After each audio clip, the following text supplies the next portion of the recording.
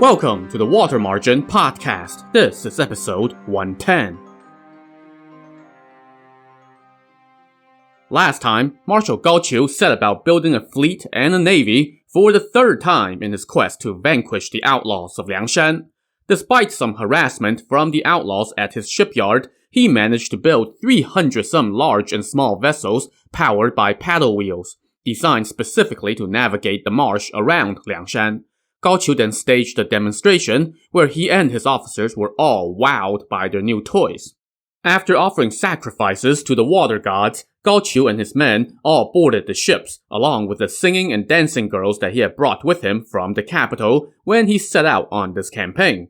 They threw a huge feast on the ships while watching their soldiers show off their skills. As the ships glided across the water, music and songs blared from the deck. They partied deep into the night and slept on the ships. Then they woke up and partied some more the next day. And the next day. The feast went on for 3 straight days, and they were having such a good time that they did not want to get off the ships. Suddenly, a party crashing report arrived. Apparently, the bandits had posted a poem on a temple inside the Jizhou prefectural seat, and somebody had brought it to Gaucho. Now, depending on which version of the novel you're reading, the first couple lines of this poem are different. In the 100 chapter version, it goes, "We will capture Yangjian and Gaucho and mop up the prefectures of the Central Plain. Even if you have 10,000 giant ships, in the marsh they will all perish in vain." But in the 120 chapter version, the first couple lines rub it in Gaucho's face even more. That version goes something like this. Gaucho, that good-for-nothing, got his break. Neglecting his duties, on the water he does entertain. Even if you have 10,000 giant ships, in the marsh, they will all perish in vain. Now personally, I like that second version better, but Gaucho did not care for either version. In fact, he flew into a rage after reading it and declared, "If I don't exterminate all these bandits, I swear I will not retreat." His strategist, Wen Huanzhang, advised him to calm down. "Marshal, please check your thunderous rage for the moment," he said. "Those bandits must be afraid. That's why they wrote this trash talk. It's of no concern. Just wait a few days. Once our army and navy are ready, we will have plenty of time to attack. Right now, it's the height of winter, yet the weather is mild. That is thanks to His Majesty's good fortune and your Excellency's prowess." That little bit of bootlicking appeased Gaucho, and he returned to the prefectural seat to discuss how to deploy his forces. So, Liangshan had been surrounded on all sides by the marsh, but recently, Songjiang had constructed a road leading to the front of the mountain. This was the only land route to and from the bandit stronghold. So Gaucho now sent a couple of his commandants to lead an army of 10,000 to block that road in case any bandits tried to come down the mountain that way. Then, Gaucho himself, along with all his other commandants, generals, and lieutenants, as well as strategist Wen and the shipbuilder Ye Chun, would all board the ships and advance through the marsh. But strategist Wen told him, "Commander, you should stay on land and oversee the army's advance. You must not lead the fleet and put yourself in danger." "It's fine," Gaucho said. "In the last 2 engagements, we lost tons of men and ships because I did not have capable commanders to oversee the fleet. Now that we have built such great ships, if I don't personally oversee the fleet, how can we capture those bandits? This time, I must settle the score with those outlaws. Not another word from you." With that command, strategist Wen did not dare to say anything else and just followed Gaucho onto the ships. Gaucho dispatched 30 large ships to serve as the vanguard, commanded by 2 commandants and Qiu Yue, one of the 2 generals who came here as reinforcement. He then assigned 50 small ships to go in front of the vanguard to chart the course, and these were commanded by another commandant and Ye Chun, the guy who oversaw the ship construction. On the prow of each ship, they erected 2 large red banners which said, "Roil the seas, stir the rivers and churn the waves, pacify the realm, protect the state, and vanquish the demons." In the center of the fleet, Gaucho, strategist Wen, and a whole host of officers kept watch over about 50 ships, brimming with banners, canopies, and weapons. But even now, Gaucho had to bring his singers and dancers along. Priorities. Meanwhile, 2 more commandants oversaw the rear of the fleet.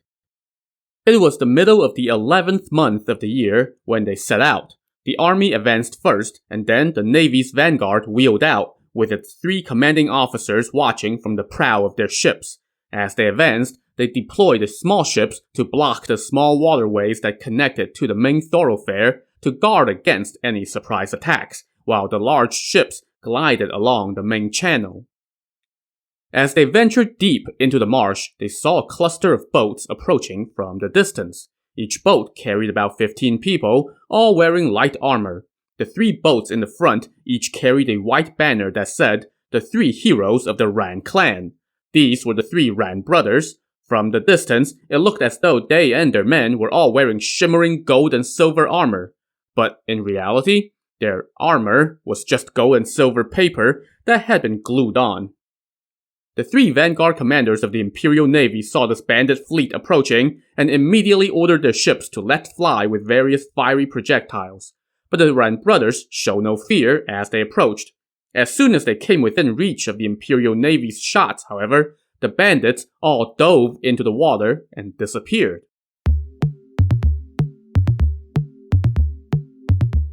Having captured 3 empty boats, the Imperial vanguard pressed on.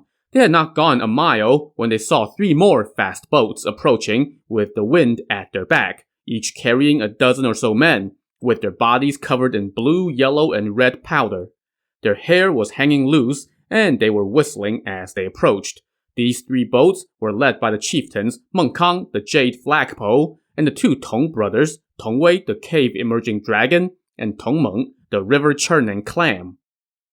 Once again, the Imperial vanguard let loose with its fiery projectiles, and once again, the bandit chieftains quickly abandoned ship and swam away. So, the Imperial Navy captured 3 more empty boats and continued.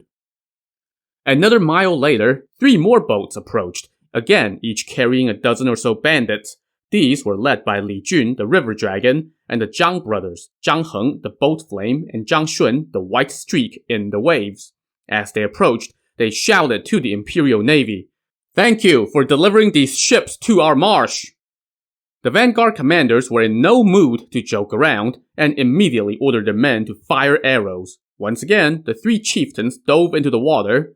Nobody on the Imperial ships entertained thoughts of chasing them into the water, especially not in the middle of winter. Just then, a string of cannon shots blasted out from the top of the mountain, and hundreds of small boats shot out from the reeds all around the Imperial Navy, flying across the water like a flock of locusts. Each boat carried about 5 people and some unknown cargo. The Imperial Navy tried to ram these little boats with their big ships, but were easily outmaneuvered. Then, when the big ships tried to power up their paddle wheels, they found that the wheels were all stuck. As it turns out, the bandits had mounted numerous obstructions at the bottom of this stretch of the marsh, and wheels on the big ships were jammed against these obstructions. Meanwhile, even though the archers on the big ship's towers kept firing, the bandits on the little boats easily blocked their shots with bamboo shields. And now, the small bandit boats closed in on the big ships. A barrage of grappling hooks flew through the air and took hold of the ship's tillers. At the same time, the bandits started hacking at the soldiers who were peddling the boats with their knives. Soon, dozens of bandits had boarded the Imperial ships. The Imperial Navy tried to retreat, but its path was blocked. Just as the front of the Imperial fleet was descending into chaos, the rear of the fleet also started shouting. Marshal Gaucho and Strategist Wen were on a ship in the center of the fleet. When they heard all hell breaking loose, they tried to flee onto land. But just then, they heard the thunderous sound of drums echoing from the reeds, and their soldiers started yelling, "The ship is leaking!" Sure enough, water started pouring into the cabins of numerous ships, and the vessels started sinking one after another. This was the doing of the chieftain Zhang Shun, the White Streak in the Waves. After he jumped off his own boat, he and a gang of skilled swimmers dove underwater and used hammers and chisels to puncture the hulls of the Imperial vessels. Now, as his fleet was going under, Marshal Gao could see all the small bandit boats flocking toward his ship like a swarm of ants. He climbed onto the tower of his ship and cried for help from the rear of his fleet. Suddenly, a man leaped out from the water and climbed up to the tower, saying, "Marshal, I'll save you." Gaucho took a look, but did not recognize this man. Before he could react, the guy had grabbed him with 2 hands, yelled, "Down you go!" and chucked him into the marsh. This was none other than Zhang Shun, and as soon as Gaucho splashed down, 2 small bandit boats flew over and yanked him out of the water.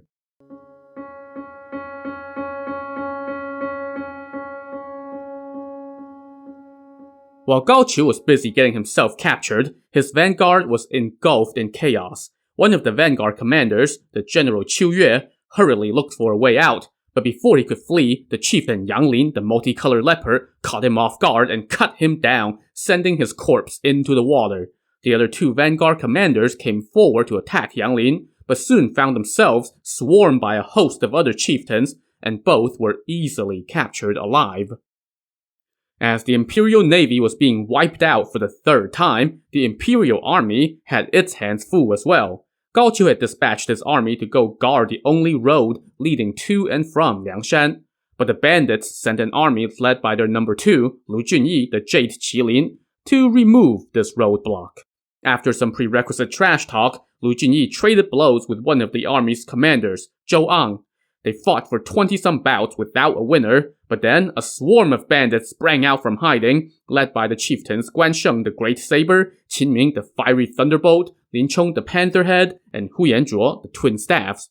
The generals and commandants leading the Imperial Army were no match for this onslaught, and they all fled back to Jizhou Prefecture and hid inside the city while sending out scouts to see what happened to their navy and their boss.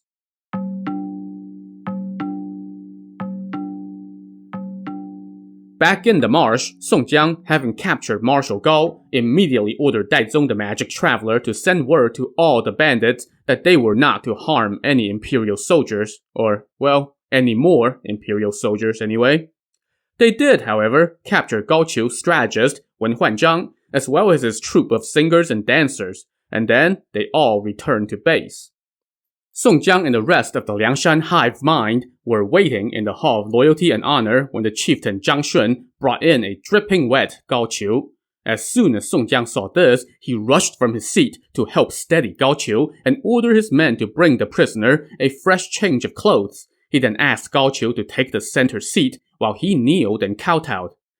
"Oh man, you gonna pull that routine with this guy? Seriously? This guy?" "We deserve death," Song Jiang said as he continued to kowtow. Gaucho hurriedly returned the courtesy, but Song Jiang told Wu Yong and Gongsun Sheng to help him to his feet. They bowed to him again and then asked him to sit. Song Jiang then told Yan Qing, the prodigy, to send out word to all the bandits. Anyone who kills another person will be punished severely. Soon, a parade of prisoners were brought in, including a number of captured commandants, as well as the heads of a few dead ones who were killed in action before the no-kill order went out. You know, the static was so bad on this end that we really couldn't make out what the order was, so, too bad. Among the slain was Qiu Yue, one of the generals sent to provide reinforcements, and Ye Chun, the guy who gave Gaucho the brilliant idea of building these paddle wheel ships. The only guys who got away were the 4 officers commanding the army. Song Jiang ordered that all the prisoners be given a fresh change of clothes, and then invited them all back to the hall to sit down and be slain with kindness. All the Imperial soldiers that were captured were released back to Jizhou Prefecture. The singers and dancers were put on a nice ship and put under protection.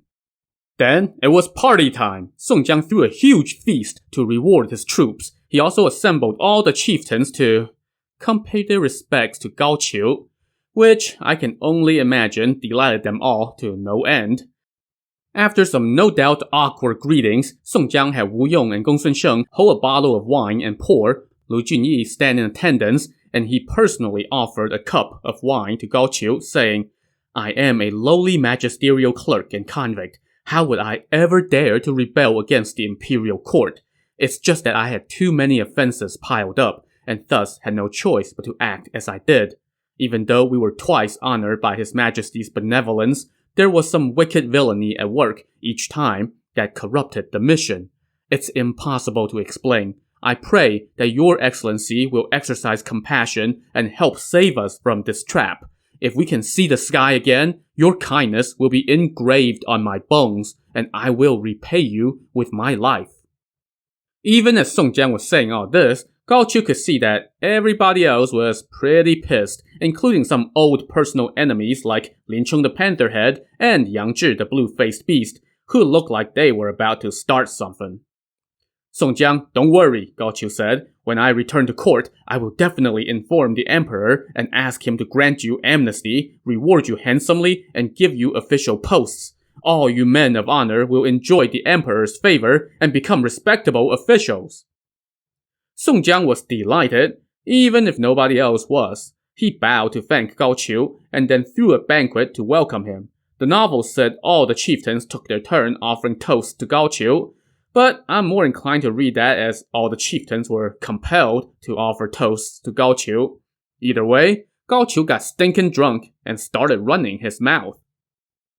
I learned how to wrestle in my youth, and I have no equal in the land, he boasted. Well, Lu Junyi was also getting tipsy, and when he heard that, he pointed to Yanqing the prodigy and said, "That brother of mine also knows how to wrestle. He has competed in major tournaments 3 times and has no equal." Gaucho now stood up, removed his robe, and challenged Yanqing to a wrestling match. Now, all the chieftains were just humoring Gaucho and letting him run his mouth because, hey, the boss told us to behave. But now this scumbag was challenging Yanqing to a wrestling match? I mean, he was practically begging for a butt whooping. And you can't say no to the VIP, right? So everybody now chimed in and said, "Yeah, let's see a wrestling match." Song Jiang was also too drunk to push back, so he just went with it. Gaucho and Yanqing now both removed their shirts. Song Jiang ordered men to put down some soft padding on the floor of the hall, and the 2 contestants squared off. Gaucho charged at Yanqing, but Yanqing quickly grabbed him and with one move threw him to the ground so hard that Gaucho could not get up for a good while. Song Jiang and Lu Junyi hurriedly helped Gaucho to his feet and helped him get dressed, and they joked, "Marshal, you're drunk, so how can you win a wrestling match? Please don't get mad. Forgive us." Gaucho had learned his lesson, and now he just kept his mouth shut. They resumed drinking and went deep into the night before they retired. The next day, Song Jiang threw another feast to put Gaucho at ease, but Gaucho now asked to take his leave. "We have no ulterior motives in keeping your excellency here," Song Jiang said. "If we did, may heaven and earth smite us." "Heroes," Gaucho said, "if you can let me go back to the capital, I will vouch for you to the emperor on the lives of my entire family. I guarantee that I will convince him to grant you amnesty and to put your talents to good use for the state. If I go back on my words, heaven and earth shall not tolerate me, and I will be riddled by spears and arrows." More than a few guys in attendance were probably eager to help Gaucho with that last part, but Song Jiang continued to play the obsequious card. He bowed and thanked Gaucho, who then told him, "If you don't believe me, you can keep my officers here as hostages." So now, there were probably a few more guys in attendance who were ready to riddle Gaucho with spears and arrows, but Song Jiang told him, "Marshal, how would a man of high rank such as yourself go back on your word? There is no need to leave your officers as hostages. Allow us to prepare horses and saddles and send you all back to your base." "In that case, you have my sincere thanks, and I will take my leave of you right now," Gaucho quickly replied. But Song Jiang tried time and again to keep him longer, and they threw another big feast in his honor. This went on for 3 more days, and on the 3rd day, Gaucho insisted on leaving, and Song Jiang finally relented, and there was a going-away party, where he presented Gaucho with several thousand taels of gold as a going-away present. All the other captured officers were also presented with fancy gifts.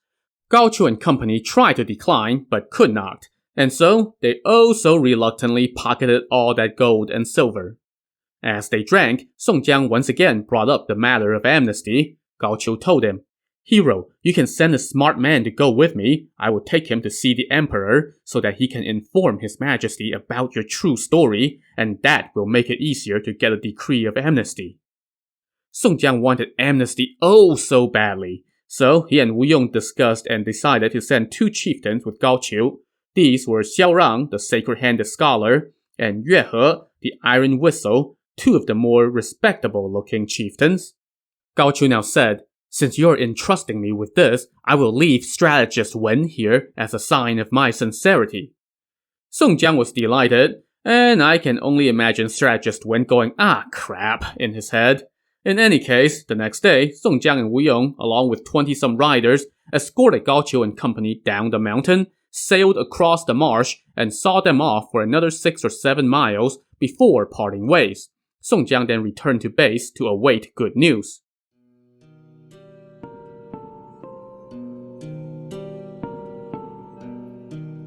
Okay, so that was probably as anticlimactic a sequence as you could imagine, what with our heroes finally getting their hands on the guy who had done so many of them so wrong. I mean, Lin Chong in particular would probably have liked nothing more than to cut out Gaucho's heart and eat it raw, but all we got from the novel was one line saying that he looked pissed. This always felt like a missed opportunity for drama. In fact, in the TV shows based on the novel, there was always some huge blow-up between Lin Chong and Song Jiang over this. But in the novel, this was barely a thing, which is just disappointing. Anyway, Gaucho and his officers now slinked back to Jizhou Prefecture, where the 4 officers who escaped the debacle, along with Prefect Zhang, welcomed him back. Gaucho stayed in the city for a few days, regrouped his army, and told his commandants to lead their respective troops and return to their posts and await future orders.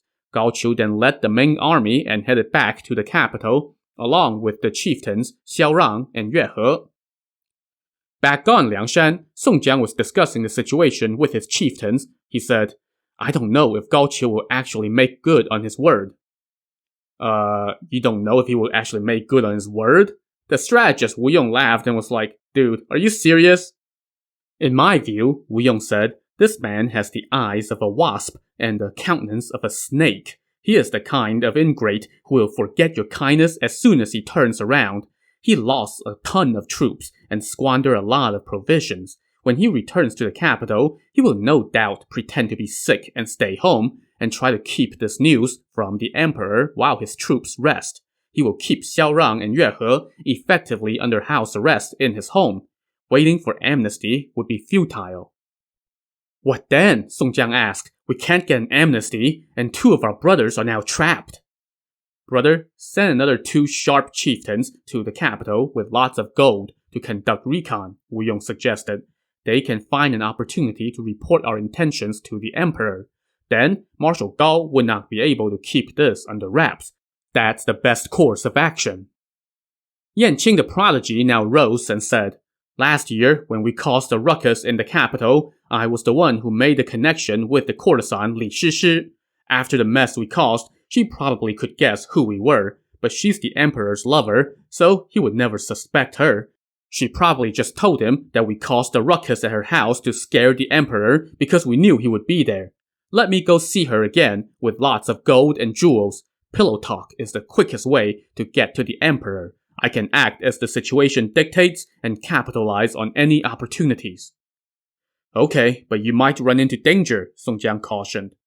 Dai Zong the magic traveler volunteered to go with Yanqing. Meanwhile, Zhu Wu, the associate strategist, reminded Song Jiang of another connection they had in the capital. "Brother, when you were attacking Huazhou Prefecture, you did a favor for Marshal Su," Zhu Wu said. "He's a good-hearted man. If we can get him to speak to the emperor in our favor, that could also succeed." So, in case you forgot, this Marshal Su was on his way to offer sacrifices at a temple in Huazhou Prefecture as commanded by the emperor. The favor that Song Jiang and company did for him was to hijack his ship, borrow his regalia so that the bandits could disguise themselves as government envoys, catch the local authorities off guard, slaughter them all, and bust 2 of their own chieftains out of prison. And then they gave the marshal all his stuff back, said thanks for the loan, and left him to clean up the mess and explain what happened to the emperor. So, yeah, I'm sure that guy is just dying to repay your favor. But Song Jiang now also remembered one of the lines of divine prophecy that he received from his run-in with the goddess. It said, "Happiness will follow when you find lodging," in which the character for lodging was the same as the character in Marshal Su's last name. So maybe this was worth looking into. To see how many favors, the bandits will need to call in to get a little FaceTime with the Emperor. Tune in to the next episode of the Water Margin podcast. Also on the next episode, Yanqing gets a little one-on-one time with the Emperor's main squeeze. So join us next time. Thanks for listening.